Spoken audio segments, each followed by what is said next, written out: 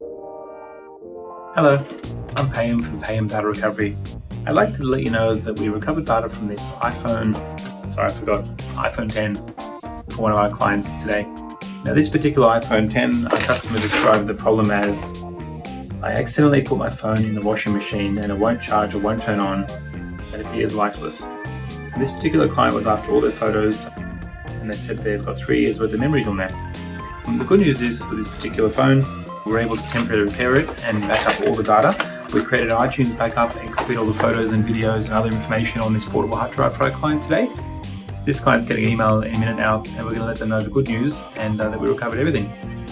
So the cost of our mobile phone recovery service, whether it's an Apple iPhone, iPad, tablet, or any other mobile device made by Samsung, HTC or any other brand, is 650 Australian dollars.